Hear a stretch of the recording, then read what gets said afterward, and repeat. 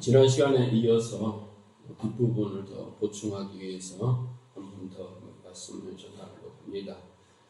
그럴 수 없느니라 그랬습니다. 그럼 어떻게 이제 해야 되는가? 오늘 본 설교의 제목처럼 그리스도와 연합 그리고 새 생명으로 살아야 된다라는 것입니다.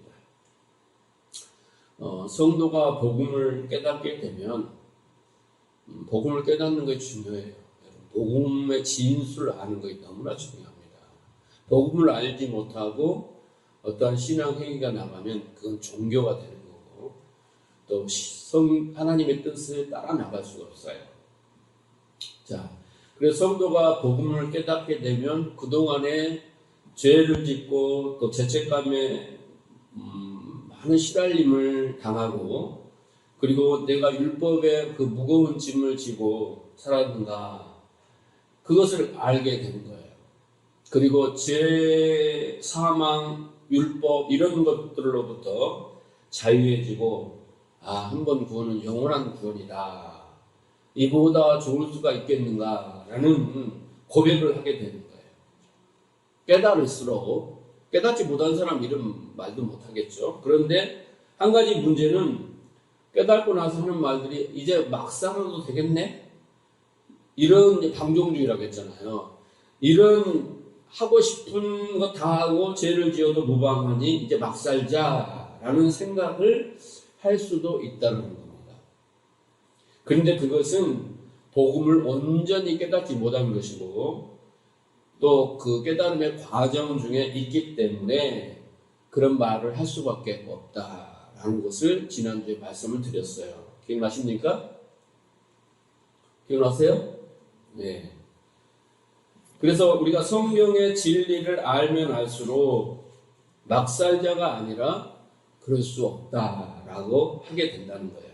성령을 받은 자들은 죄와 의와 심판에 대해서 알면 알수록 하나님을 알면 알수록 나를 알면 알수록 또 은혜를 알면 알수록 죄를 알면 알수록 용서와 긍휼과 사랑을 알면 알수록 막살자 이런 소리가 절대 결코 나오지 않나. 그리고 막 사라지지도 않는다는 거예요.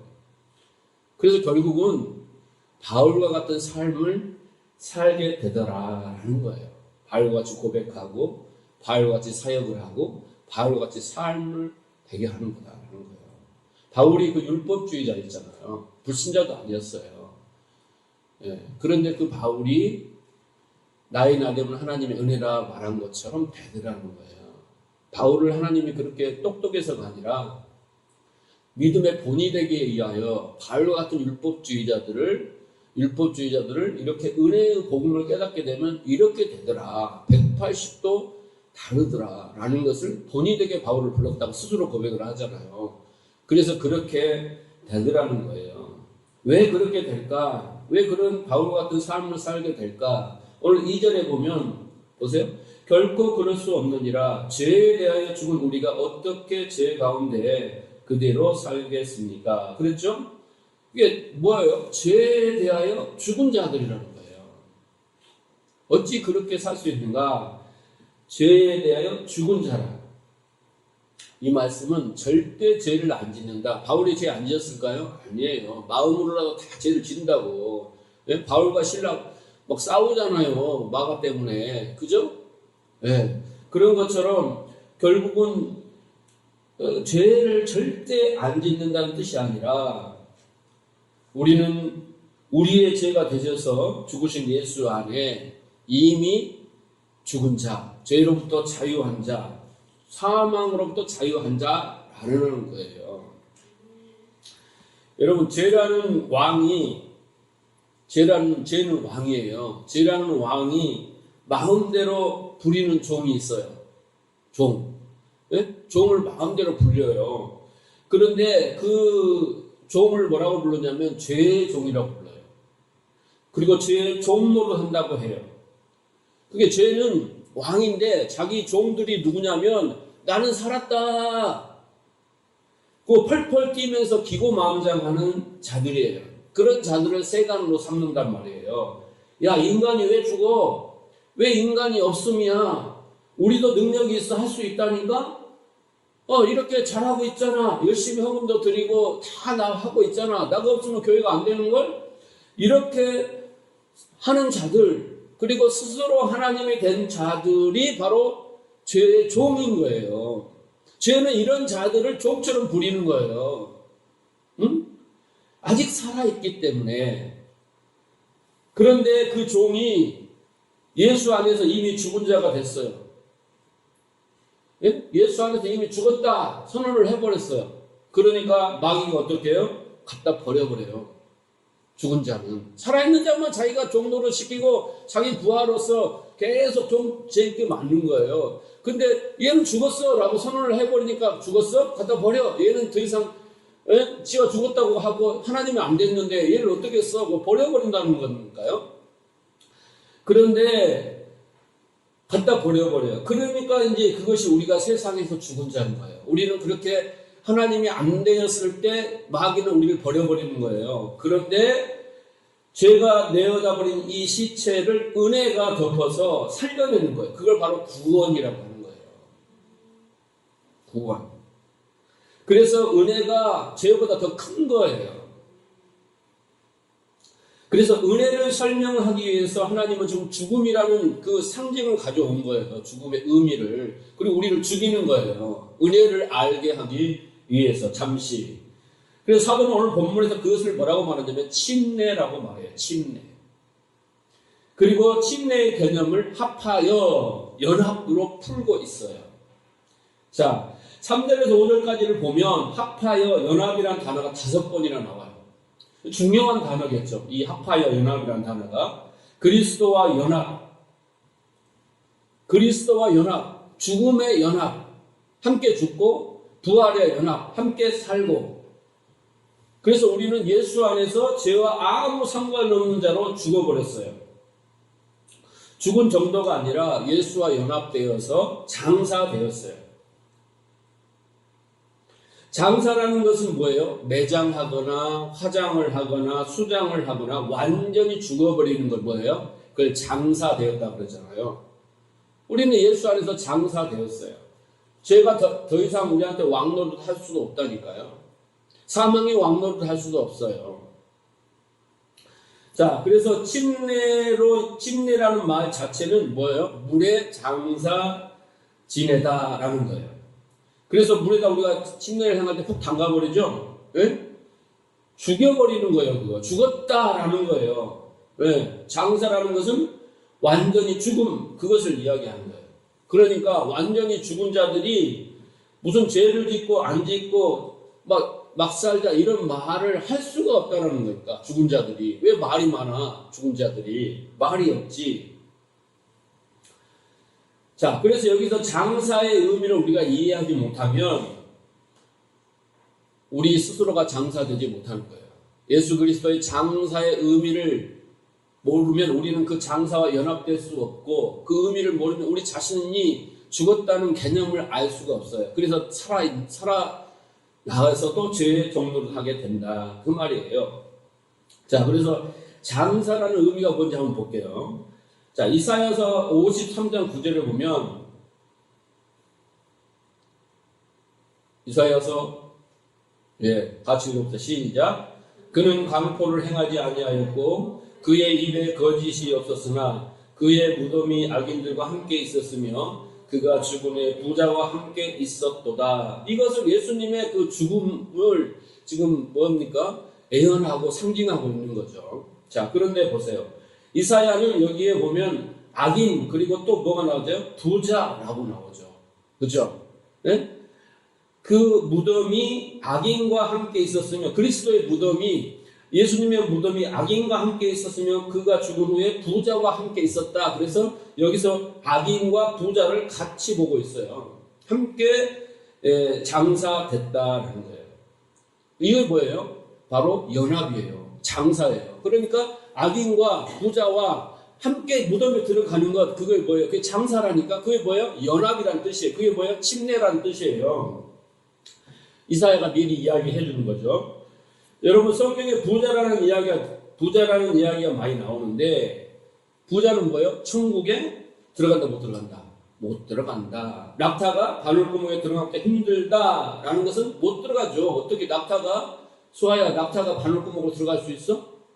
없다고 하잖아요. 쟤도 6살짜리도 아는데 못 들어가죠. 절대 못 들어가죠. 그래서 여기서 부자는 돈 많은 사람이 이야기하는 거예요. 그러면 부자의 기준이 성경에 정해졌어요? 부자는 3억, 10억, 30억 이렇게 정해졌어요? 없어. 그러니까 그런 의미가 아니고, 부자는 어떤 자냐면 나 있음이 존재예요. 나 없음이 아니라 혼돈과 공허와 흑암이 깊은 존재가 아니라, 생명이 없음이 아니라 나는 생명이 있고 능력이 있고 스스로 하나님이 된 자, 이게 부자예요. 그리고 나도 선악과를 먹고 하나님처럼 됐는데, 나도 능력이 있고 지혜가 있어 할 수 있는데 왜 내가 없는 거야? 이렇게 소리치는 율법주의자들, 이런 사람이 뭐예요? 다 부자라는 거예요. 나도 율법을 지켜서 착하게 살 수 있잖아. 구원에 이를 수 있잖아. 그렇게 내가 일조했잖아. 숟가락 얹었잖아. 라고 주장하는 사람들, 그러니까 복 주세요 라고 하는 사람들, 이게 바로 부자요, 곧 악인이라고 한단 말이에요. 그게 율법주의자고 저와 여러분을 말하는 거예요. 그런데 그 낙타가, 부자인 그 낙타가 바늘구멍에 들어갈 수 있는 길은 전혀 없는가? 있어요. 어떻게 해요? 낙타가 다이어트를 하면 된단 말이에요. 바늘구멍 사이즈만큼 만들면 들어갈 수 있어요. 가능할까요? 불가능할까요? 가능해요. 물리적으로는 불가능하지만 이 영적으로 말한 거니까 영적으로 다이어트 하면 된단 말이에요. 그게 뭐예요? 자기 부인이에요. 자기 십자가를 지는 거라니까요. 스스로 하나님 되면서 내려오는 거예요. 없음을 아는 거예요. 없은 자는 들어갈 수 있어요. 그러나 있은 자는 걸려서 못 들어간다니까, 바늘길을. 우리가 신앙생활을 하다가 때가 되면 하나님이 양식을 안 줘요. 생상 양식을. 왜요? 계속 양식을 안 주면 세상 것이 없어져요. 우리한테 재물도 없어지고 건강도 없어지고 둘 다 삐쩍 말라요. 어디 가서 친구한테 밥 한 끼도 못 사고 어디 하고 싶은 것도 못 할 만큼 바짝 말려버린다니까요, 하나님이. 왜? 결국 그렇게 말려가지고 먼지가 되어서 바늘 속으로 집어넣으려고 다이어트를 시키는 거예요. 예? 나의 힘으로는 안 되고 내 능력으로 안 되는구나 라는 것을 알도록 싹 뺏어버리는 거예요. 그래서 하나님만 바라보고 십자가 바라보로서 그런 잘남을, 교만을, 자기의 있음을 부인하도록, 그게 다이어트 시키는 거예요. 그런 자들은 들어갈 수 있어요. 들어갈 수 있다고. 그게 뭐예요? 바로 신앙생활이에요. 근데 여러분, 그게 쉽겠어요? 내가 자존심이 강하고 자만심이 강하고 내가 뭐 하는 일이 어렵고 그렇지 못한 사람들 앞에 떳떳하고 모든 것을 나 되면 하나님 은혜가 아니라 나의 은혜고 나의 능력이라, 이런 사람, 여러분, 그거 자기가 죽는 것이 쉽겠냐고요. 그러니까 다이어트를 하면 얼마나 괴로워요. 그러니까 영적 다이어트를 하나님이 시킨다니까요. 그래서 안 줘. 다 막아버려. 하나님은 이 역사 속에서 우리를 그렇게 부인시켜 가세요. 너 아니야. 너 잘난 거 아니거든? 너 지금 교만한 거든? 너 있음이 아니고 없음이거든? 뒷거리거든? 이렇게 자꾸 알려주는 거예요. 그러니까 우리가 신앙생활을 할수록, 교회에 나올수록, 교회 안에 잘난 인간들이 많으면 그 교회는 망하는 거예요. 그래서 그런 교회는 가지를 말아야 돼. 신앙생활을 오래 할수록, 교회 생활을 오래 할수록 어떻게 해요? 점점 자기는 감춰주고 할 말이 없어요. 제초도 뿌린 자들처럼 시들시들 하면서 은혜 아니면 안 됩니다 라고 그냥 한쪽 구덩이에서 눈물만 흘리고 있어야 되는 거예요. 그게 정상인 거예요. 은혜를 알면 알수록, 그 은혜를 알면 알수록. 그런데 여러분, 이사야 말대로 실제로 그렇게 예수님이 됐어요. 말씀대로. 그 연합, 침례, 그것이 어떻게 이루어졌나 볼까요? 자, 예수님은 누구의 무덤으로 들어갔어요? 누구의 무덤 속으로 들어갔어요? 누구의 무덤 속으로 들어갔어요? 부자 악인의 무덤 속으로 들어갔잖아요. 예수님이 누구의 무덤 속으로 들어갔냐고. 이렇게 성경 지식이 없어가지고 내가 할 맛이 난다니까. 누구의 무덤 속으로 들어갔어요? 아리마대의 요셉이라는 사람의 무덤 속으로 들어갔잖아요. 올 겨울에는 성경 퀴즈 대회 한번 해야 될 것 같아요. 자, 이 아리마대 요셉은 누구냐면 사내들인 공회원이죠. 부자죠. 권세가 있는 사람이에요. 사내들인 공회는 그 옛 성전 안에 있는 거예요. 옛 성전, 그 못된 성전에 대표하는 게 바리새인 중에 바리새인이 바로 사내들인 공회잖아요. 그 안에 속해 있는 자가 바로 아리마대 요셉이에요. 그런데 그의 무덤으로 예수님이 들어가세요. 이사야 말대로. 자, 마가복음 5장 15장 43절을 보세요. 아리마대 사람 요셉이 와서 당돌이 빌라도에게 들어가 예수의 십세를 달라 하니 그 사람은 존귀한 공회원이요 하나님의 나라를 기다리는 자예요. 철저한 율법주의자예요. 부자예요. 이사야가 말한 악인이란 말이에요. 그런데 그가 빌라도에게 가서 예수님을 달라 해요. 여러분, 지금 예수님을 시신을 달라 하면 어떻게 되는 거예요? 지금 예수님과 같은 편이에요. 그 당시에 잡혀 죽었어요. 다 도망갔다니까, 제자들도. 그 따르는 자들, 여자들만 빼놓고 마리아들만 빼놓고 다 도망갔어요. 그만큼 목숨이 위태로운 거잖아요. 그런데 당대히 가서 달라고 하는 거예요. 자, 마태복음 27장 59절 보세요. 요셉이 시체를 가져다가 정한 세마포로 싸서 바위 틈에 판 자기 새 무덤에 넣어두고, 이게 자기가 죽을 것을 알고 자기가 들어갈 무덤이잖아요. 예? 우리도 가묘를 다 써놓잖아요. 자기가 죽을 줄 알고 거기 들어갈 줄 알고. 그런 것처럼 자기가 묻힐 새 무덤을 미리 준비할 정도로 부자였어요. 이 아리마대 요셉은.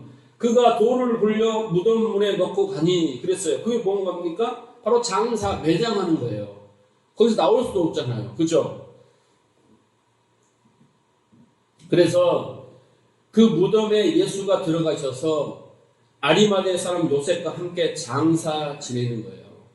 네? 거기는 누가 들어갈 자리예요? 부자가 들어갈 자리예요. 부자의 죽음의 자리죠. 근데 그 자리에 예수님이 들어간 것은 곧 어떻게 해요? 아리마대 요셉도 죽잖아요. 그러니까 둘 다 연합하여 죽은 거예요. 의미적으로 보면. 아리마대 요셉은 무덤에 들어갔잖아요. 걔도 죽잖아요. 예? 근데 예수님도 거기에 들어가신단 말이에요. 그런데 사흘 만에 예수님이 살아났어요. 그게 뭐예요? 아리마대 요셉도 살아난 거예요. 그 무덤이 더 이상 필요가 없잖아요. 이제 부활이 거기서 이루어져 버렸기 때문에 그 무덤은 무력화돼 버리고 무용지물 되고 죽음을 거기다 안치할 수 없죠. 생명이 돼 버렸으니까. 합하여 죽고 합하여 살아났다라는 거예요. 아리마대 요셉은 나는 죽을 거다 이미 알고 자기의 무덤을 준비했어요.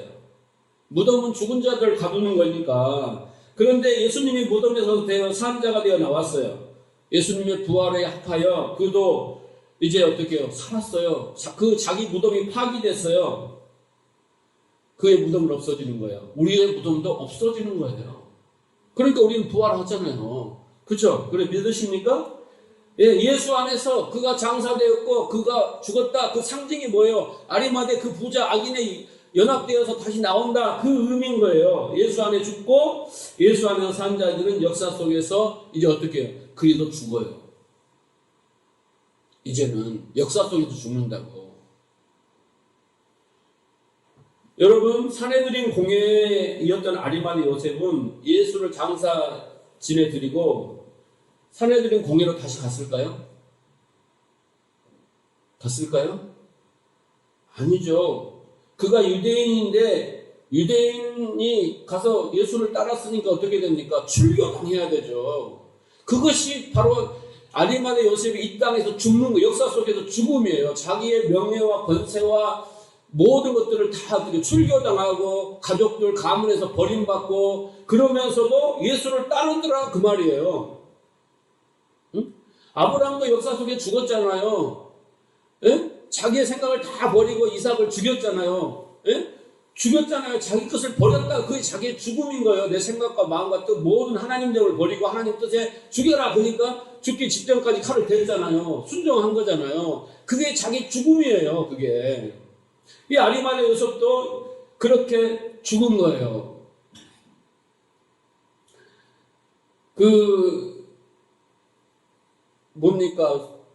소경이 눈을 뜨니까 난리가 났잖아요. 그래가지고 막 거짓말이다 하고 모함을 하니까 자기 부모를 데려다가 증언을 시키니까 자기 부모도 모른다 하잖아요. 왜? 왜? 출교당하니까 인정하면 그만큼 이 무서운 거죠. 근데 아리마리 요셉은 그렇게 하다라는 거예요. 그래서 어떻게 해요? 다른 세계의 사람이 되고 아들의 나라의 사람이 되었어요. 그 자기 죽음을 통해서, 자기 부인을 통해서요. 그렇게 내가 악인이고 내가 부자입니다.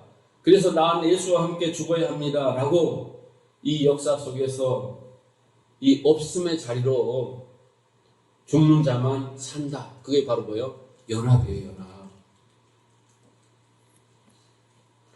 이것이 바로 죄의 몸에서 예수와 연합되어서 십자가에 죽고 장사되어 생명을 부지하게 되는 바로 창조의 원리.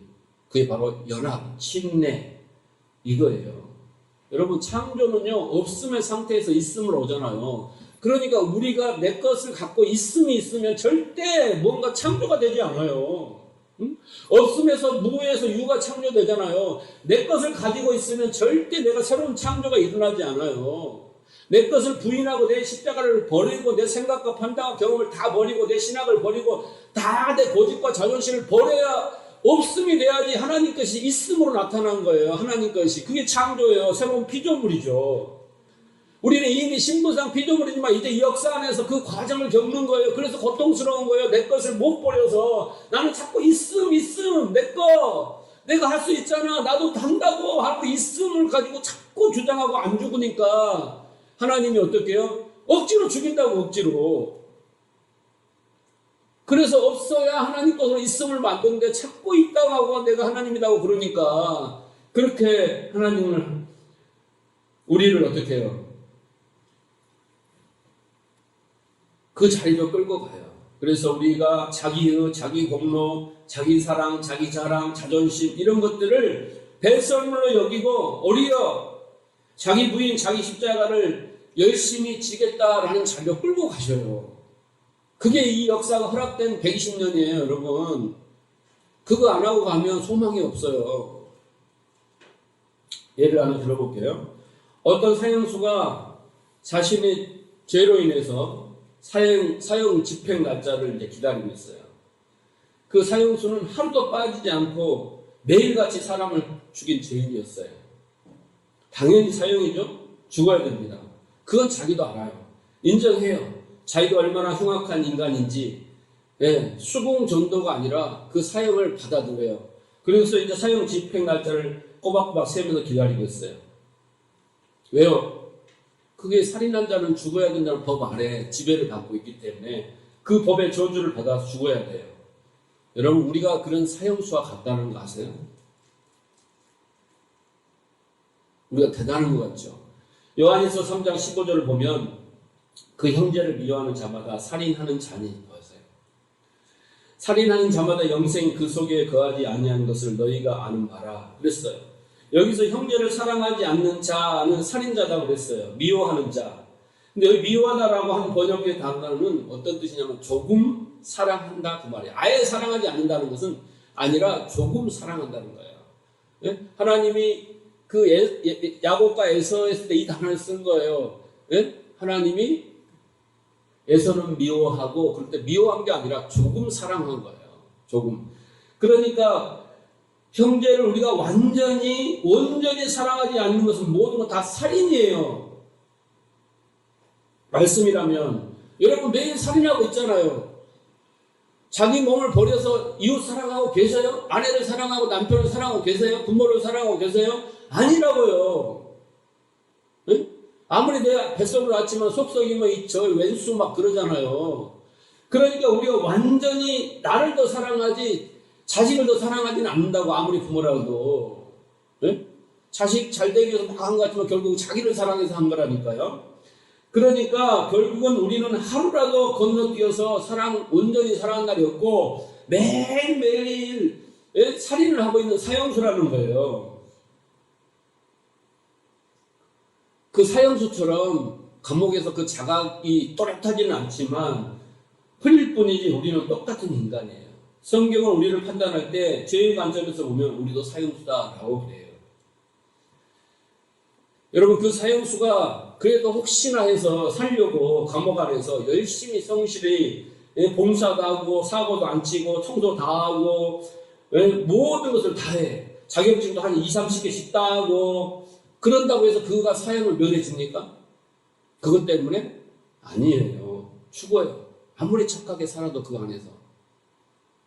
그런데 어느 날 그 법의 최고 집행 권위자 대통령이 야 쟤는 살려라 그렇게 말을 했어요. 근데 걔가 뭘 잘했는지 대통령은 알지도 못해요. 예? 그래서 걔가 자격증을 20개 땄기 때문에 살려도 이게 아니에요. 예? 대통령이 그렇게 했어. 마음대로 살려줘라. 그때부터 그는 이제 법안에 사형이라는 법안에 있지 않죠.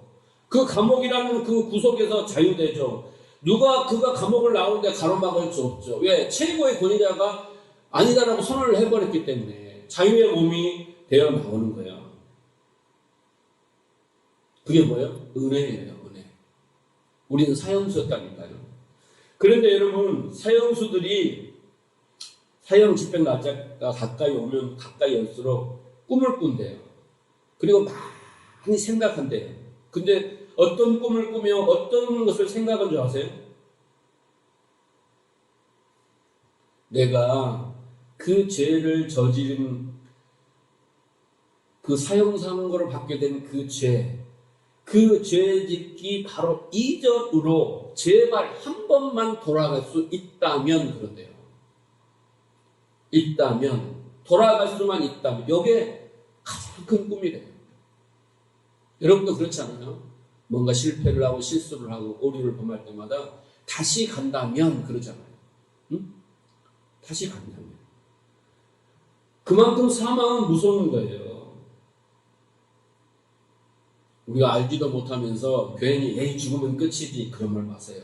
확 죽어버릴까? 이런 말 하지 마세요. 큰일 나요. 응? 그런 사람이 이제 감옥에서 나왔어요. 아주 처절하게 내가 그 죄 짓기 전 바로 이전으로 돌아갈 수만 있다면 하고 밤마다 악몽을 꾸면서 깨보고 또 눈 떠보면 나는 사형수야. 또 자면 꿈에서 나는 그 자리로 죄 짓기 고천만에 가서 마음만 고쳐먹었다면 이렇게 하고 또 눈 떠서 또 난 사형수야 이렇게 한 사람이 나오면 또 그 죄를 지겠어요? 그 짐승이지. 그죠? 짐승이지. 그래서 우리가 왜 막 살아도 됩니까? 라고 질문을 하게 되느냐? 그건 아직 그 죄가 얼마나 무서운 것인지 한 번도 고민 안 해봤다는 거예요. 그래서 제가 늘 그러잖아요. 지옥 앞에 가보면, 한번 보여주고 와서 아주 몰라, 그럴지 안 그럴지 모르자면 회개할 거라고. 진정한 회개를. 그걸 모르니까 이제 막 지어도 된다 그 말이야. 이딴 소리를 하는 거야. 이런 사람들이 슬피 오면 이를 가는 거예요. 예. 감옥에서 얼마나 무시무시한 것인지 그 죄가 사형이 얼마나 고통스러운 건지 그렇게 그것이 나를 파괴하는 것이 몸소리치고 피부로 느끼는 그 나는 바로 그 전으로 돌려만 주면 이제는 다시는 그런 실수 안 해야지 다짐했던 그 사람이 그 은혜를 받으면 무엇만 하냐면 감사와 찬송밖에 안 나온다는 거예요. 왜? 꿈이 현실로 이루어졌으니까. 그런데 막 살아도 되네? 이런 말을 할 수가 없다는 거죠. 그래서 제가 계속해서 신앙의 처음의 자리가 뭐냐. 하나님의 신앙을 처음 자릴 때 우리는 이 복음을 먼저 깨달아야 되는데 교회가 복음을 안 가르친다니까. 그냥 십자가에 죽어 구원받다 이것밖에 안 가르쳐요. 그러니까 몰라. 나의 처음의 자리를 모른다고. 그러니까 지금도 하나님 스스로 하나님 되어서 내가 그렇게 산다니까요. 그러니까 신앙생활 되겠냐고. 이걸 모르면 바리새인이 되는 거예요. 평생도록 수고하고 무거운 짐을 지면서 섬기자, 드리자, 지키자, 그걸로 한몫 챙기자. 이거예요. 그게 신앙생활이라니까. 그게 가짜죠. 그런데 우리가 은혜를 입어도 이 선악책에 이 권성지각이 머리에 딱 박혀 있기 때문에 우리가 은혜를 받고 나면 또 그걸 법으로 해석을 해요. 그래서 어떻게 해요? 은혜가 자기 자신을 구해줬으니까 그 은혜가 요구하는 어떤 것을 또 해야 된다라고 생각해내서 하는 것이 바로 뭐예요? 다시 법으로 돌아가서 수고하고 무거운 짐을 지는 게 바로 그게 율법주의예요. 또 다른 기독교 율법주의. 그건 뭐라고 했어요? 십자가를 못 오가는 거예요. 예수님을 또 살인하는 거라고요. 근데 우리는 이 과정을 반드시 경험을 해야 돼요. 율법주의 과정을. 네. 율법을 통해서 알아야 된다는 거죠. 저도 이 말씀을 전하지만 아무리 자유, 은혜, 진리 뭐 이런 자비와 긍휼을 이렇게 이야기하지만 어쩔 때는 저도 멍할 때가 있어요. 내가 이렇게 살아야 되는가? 이렇게 그냥 아무것도 안 해도 되는가? 막 이렇게 뭘 해야 되는 게 아닌가? 열심을 내야 되는 게 아닌가?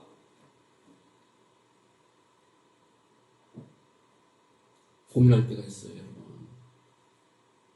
그런데 하나님이 능력 주시냐는 능치 못함이 없는 거예요. 깨닫지도 못하고 뭘 해봐요. 설무당이 사람 잡는 거라니까. 바울처럼 깨달으면 그 깨달음이 곧 그런 역사를 이루는 거예요. 우리가 못하는 것은 여러분 깨달음이 없어서 그래요. 다른 이유가 없는 거예요. 구원은 그런 거예요. 하나님이 무서워서 이거 안 해도 되겠네. 이거 무서워서 했다가 무서워서 했다. 이게 아니에요.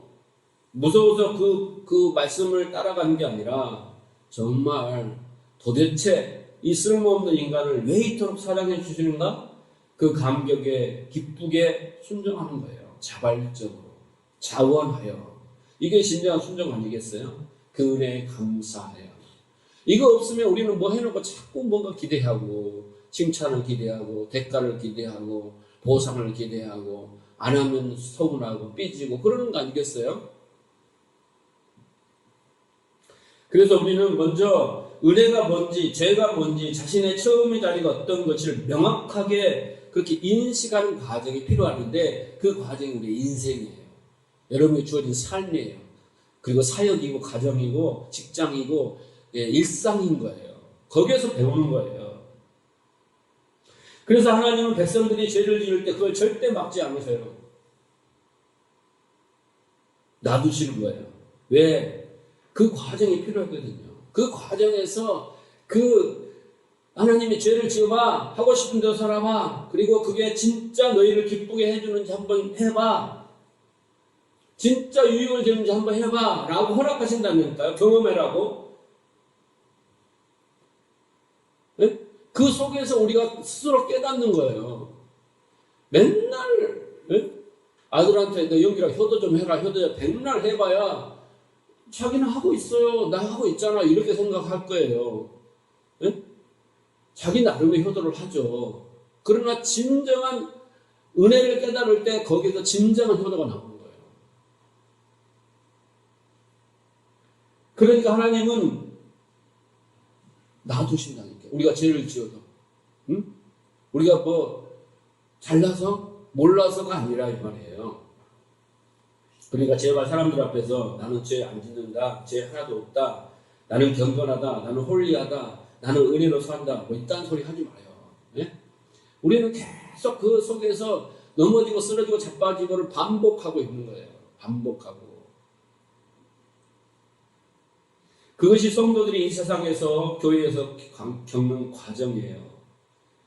그 죄가 우리를 사망의 자로 밀고 가면 얼마나 그게 무서운지 똑똑하게 경험하는 거예요. 그리고 그 속에서 내가 얼마나 잔인하고 부패하고 옹졸하고 밴댕이 속았고 얼마나 욕심 많고 탐욕적이며 비굴한 것이며 얼마나 거짓이 만연해 있는가를 아는 거라니까요. 그때서 항복할 거 아니에요. 그때서 응? 그때서 항복할 거 아니에요.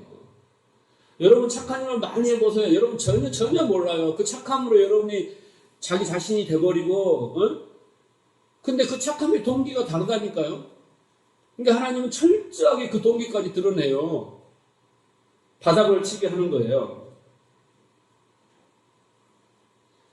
여러분 예수를 믿자마자 나는 죽는 날까지 너무나 행복하고 너무나 해피하고 그렇게 말하는 사람 병원에 가보셔야 돼요. 그런 사람 어디 신경이 어디 하나 고장난 거예요. 감각이. 절대 그럴 수가 없어요. 예수를 믿게 되는 그 순간부터 괴로운 거예요. 많은 죄책감과 양심의 가책을 받고, 왜? 내가 원하는 거 하나도 안 돼요.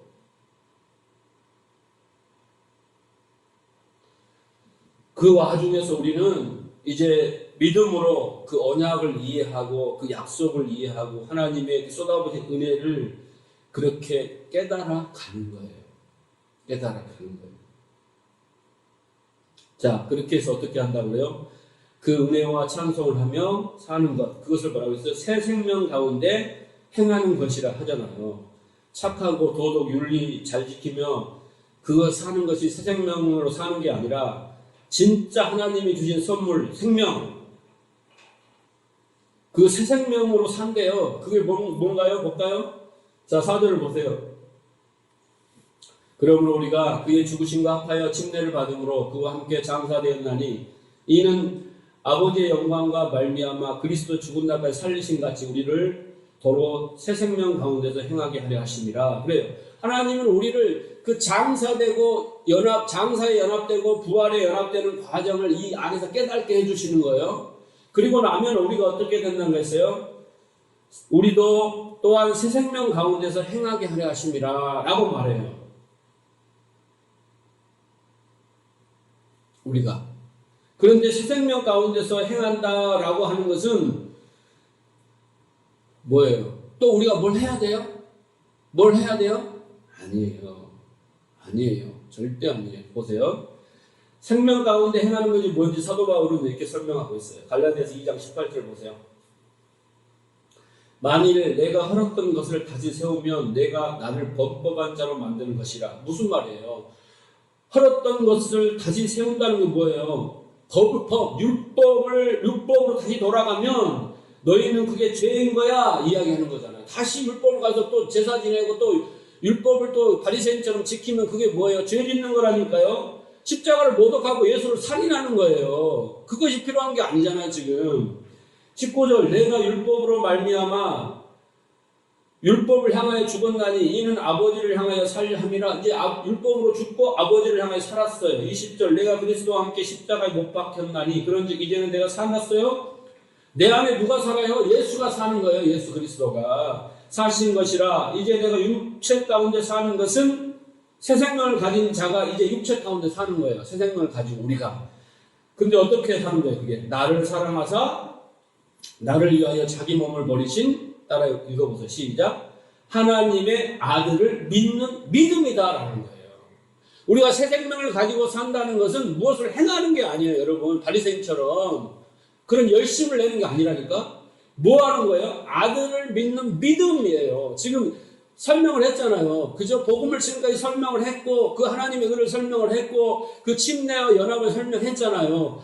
그렇게 하나님이 과정 역사 속에 우리에게 고통을 고난을 허락하신 그 이유로 설명했잖아요. 그 모든 것을 이루시는 하나님의 아들을 믿는 믿음으로 우리가 사는 것을 새 생명으로 산다라고 그래요. 철저하게 율법주의자 바리새인들하고 구별하고 있잖아요. 법을 세우는 것이 바로 죄다라는 거예요. 어떤 행위를 내놓는 걸 이야기하는 거 아니에요. 여러분에게 행위를 용어로 하는 게 아니에요. 뭐예요? 그걸 믿으라는 거예요. 믿으라는 거예요. 복음을 믿으라는 거예요. 깨닫고. 그래서 믿는 걸 영생이라고 하는 거잖아요. 아는 걸 영생이라고 하는 거잖아요. 영적 생명. 하나님이 예수를 통해서 하신 일을 받아들이는 자, 그게 바로 새 생명을 행하는 자예요. 더 이상 자기의 행위로 뭔가를 평가하고 그걸로 뭘 이루고 뭘 갖고 주고 하는 게 아니라 믿는 것, 새 생명 안에서 사는 것이라고 한단 말이에요. 왜냐하면 그 진짜 믿음은 행함을 이루는 능력이 있기 때문에 그래요. 나는 머리로 이해하는 지혜를 가지고 얼마든지 행할 수 있어요. 그것은 믿음을 아니에요. 이해를 통한 한 거예요. 이렇게 목사는 이렇게 해야 되라. 권사는 장로는 성도는 이렇게 해야 되라는 알고 하는 것은 그 지식이 하는 것은 법을 세우는 거잖아요. 그러나 내 안에 믿음이 있으면 믿음이 행하게 한다는 거예요. 자, 야고보서 2장 22절. 내가 보거니와 믿음이 그 내 행함과 함께 일하고 행함은 믿음으로 온전케 되나니 라는 거예요. 내가 죄와 의와 심판에 대해서 몰랐어요. 그런데 진리가, 성령이 진리를 알게 했어요. 죄가 무엇인지, 예? 내가 내 존재에 대해서 알았어요. 그동안 나는 하나님처럼 살았고 교만하게 살았어요. 그런데 그 진리가 나한테 딱 오니까 너는 죄인이야. 너 스스로 하나님 돼서 깨우쳤는가? 아, 그렇구나. 이게 죄구나. 하마르티야. 이 관역이 빗나갔구나를 깨달은 그 자는 그것을 믿게 되는 거예요. 믿음이 됐어요. 그 진리가. 그런데 그 진리가 내 안에서 어떻게 하냐면 나를 낮춰버리고 겸손하고 하나님이 아니게 만들어버리다는 거예요. 거기서 나온 행동은 내가 하는 것이 아니라 믿음이 내 안에서, 말씀이 믿음이 내 안에서 행하게 했다라는 거예요. 그래서 하나님의 은혜인 거예요. 내가 했어봐. 또 하나님 내가 했잖아. 잘하잖아. 11조 드렸잖아. 내가 욕심나게 했는데 11조 드렸잖아. 이렇게 한다니까. 그래서 내가 딱 이제 그걸, 내가 겸손해졌어. 성경 한 구석에서 눈물만 흘리고 있어. 내가 왜 이런 사람이 됐지? 자존심 강하고 내 욕심 많은 내가 왜 이렇게 됐지? 라고 하니까 내 안에서 믿음이 했다라는 거예요. 그러니까 어떻게 했어? 뭐라고 했어요? 행함으로 믿음이 온전케 되잖아요. 그러니까 행함이 내가 나타나고 보고 내게 믿음이 있네? 내게 성령이 있네? 내가 진리가 되었네? 아버지 마음을 품었네? 할렐루야. 이렇게 된다는 거예요. 할렐루야. 그러니까 이 믿음은 머리에서 얻어지는 지식 정보가 아니라 마음이 되어버린 거예요. 누가? 성령이 오셔서 진리가 내 마음이 되게 했어요. 아버지 마음이 되겠단 말이에요. 그걸 내가 한 거냐고. 내가 하는 것은 바리새인 율법주의자가 돼버리는 거라는 거예요. 문자적으로 읽고 이렇게 해야 되는데 그렇게 해야지 막 열심히 해. 몇 쪽 먹가 쓰러진다니까. 신앙생활에 재미가 없어요. 즐거움이 없어. 기쁨이 없어. 왜 항상 기뻐하고 범사에 감사하고 쉬지 않고 하나님께 기도 나오겠어요? 이렇게 진리가 된 사람만이 할 수 있는 거예요. 그 진리가 되기 위해서는 뭐예요? 내가 부인되고 내 십자가가 못 박게 해야 되죠. 내 안에 지식과 경험과 내가 하나님 때문에 모든 것들이 다 없어져야 되잖아요. 여러분 그 자존심, 그 교만, 그 내 경험, 나를 못 놓아서 그 수치를 못 놓아서 좀 붙들고 있는 거잖아요. 믿음은 뭐예요? 믿음이 와서 일하면 그거 다 없어지고 인정하는 거예요. 나는 파랗고 같은 거, 나는 욕심, 나는 부패하고, 나는 교만하고, 거짓쟁인 거 다 내가 하나님처럼 살았어. 인정하면 되는 거잖아요. 그게 안 돼. 그러니까 고난이 많은 거예요. 하나님은 열심으로 그 일을 하고 계신다니까요. 그런데 우리는 또 이제 은혜를 받았으니까 또 막 그 책임과 의무를 다해야 되고 또 무슨 상을 받아야겠다고 하고 내가 또 그렇게 좀 소셜 포지션이 있는데 그래도 직분이 있는데 이 정도는 내가 헌금도 해야 되고 이 정도 기도해야 되고 이 정도 해야 된다는 식으로 한다는 거예요. 그건 뭐예요? 아직도 내가 상 받을 만한 가치가 있다라고 생각하는 이 바보라는 거예요. 무슨 당신들이 내가 여러분이 상 받을 만한 가치가 어디 있어요? 내놔봐요. 없다니까. 있어요? 솔직하게? 그거 깨닫는 거예요. 모든 것이 나에게 달린 은혜입니다. 이게 무슨 소리겠어요? 나는 이만한 가치 있는 것이 하나도 없다라는 거예요. 자꾸 내세우고 싶죠? 예? 내세우고 싶죠? 내가 하는 게 얼마나 많은데, 예? 내세우고 싶잖아요. 은혜가 아니면 아는 거예요.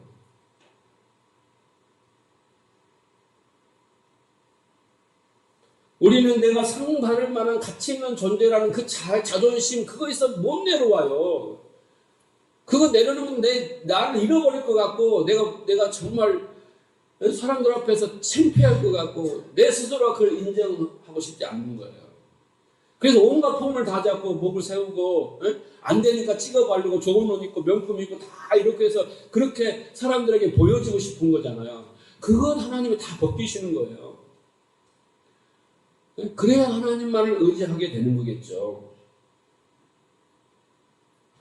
우리가 뭘 해서 정상에 올라가는 게 아니라 우리는 정상에 이미 올라갈 수 있도록 선물이 주어졌어요. 그래서 우리는 이 새 생명이라는 정상에 올라가서 그것을 감격을 누리고 기쁨을 누리는 것이 중요해요. 근데 우리는 아직도 뭔가 열심히 개미처럼 해가지고 뭔가를 하려고 안 하면 안 될 것 같고 안 하면 누가 못났느니 능력이 없났느니 이러니까 또 그 자존심도 상하고 그러니까 바득바득해요. 네?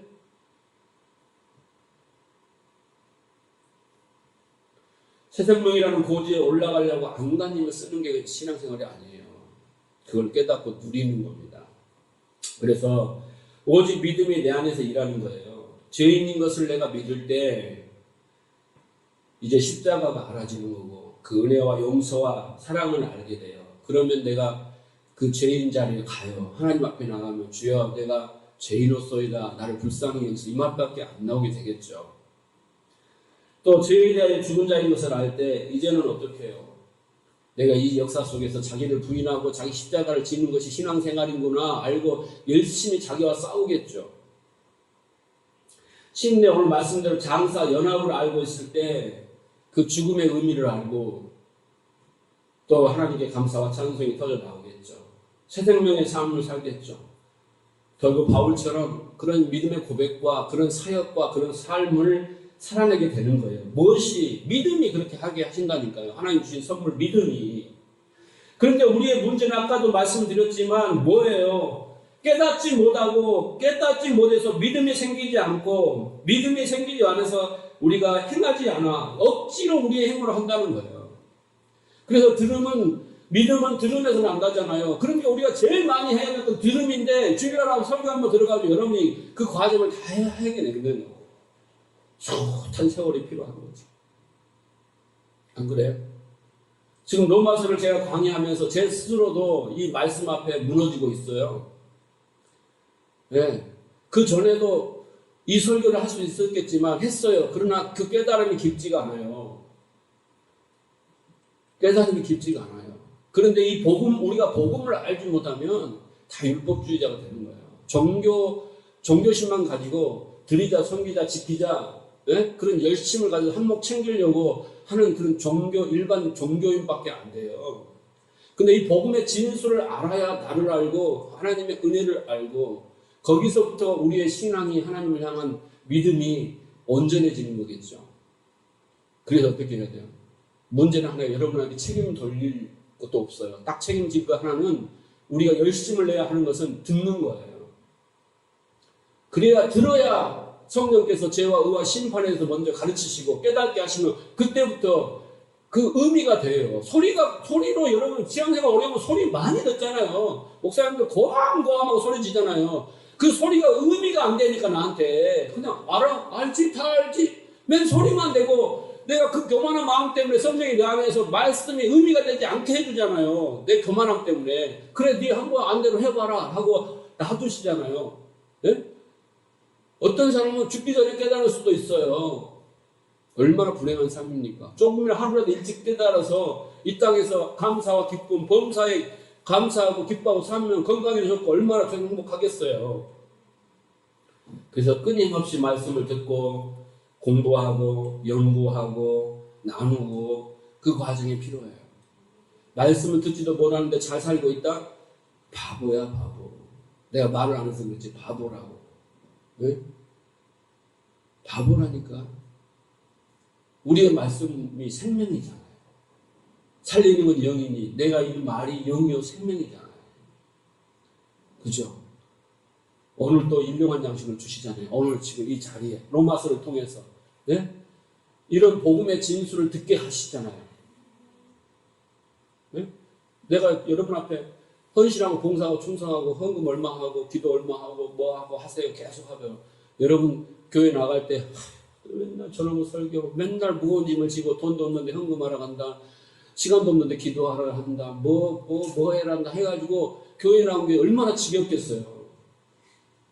우리 교회는 그런 소리 안 하잖아요. 그렇죠? 그러나 딱 한 가지 제가 강조하고 강력하게 여러분한테 주장하는 건 뭐냐면 말씀, 진리.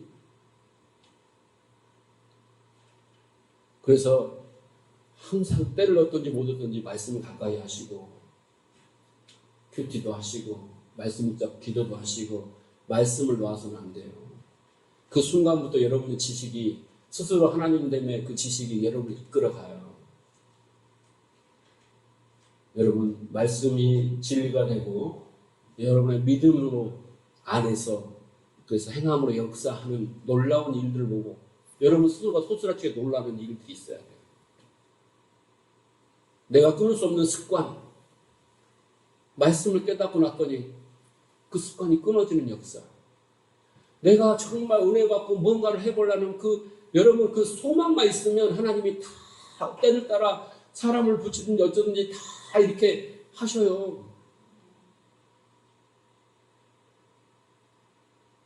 맨날 똑같은 그런 삶의 반복이 아니라 이 삶을 좀 수도시키고 여기에 하나님의 말씀을 집어넣어서 여기서부터 뭔가 방향을 좀 틀고 뭔가 여기서 또 진보되고 발전된 그런 삶의 질이 있어야 되지 않겠습니까?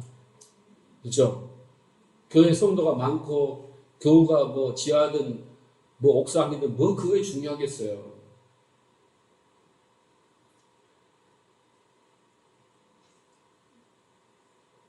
바울이 그렇게 말하잖아요. 살 소망이 끊어진 만큼 죽음의 고통 속에서 하나님을 위해서 일합니다. 좋은 일만 있어야 되는데 안 좋은 일만 있어요. 살 소망이 끊어진 만큼 그런 죽음 고비도 당겼어요. 근데 바울이 뭐라고 말해요? 그렇게 하신 이유를 알았다는 거예요. 왜? 다른 거 의지하지 말고 하나님만 의지하게 하시려고 했다는 거예요. 그걸 알았을 때 바울은 그 모든 살 소망이 끊어진 고난을 감사했다는 거예요. 네? 그 사탄의 가시처럼 자기 몸을 괴롭히는 그 안지를 고쳐달라고 애원했지만 안 고쳐줬어요.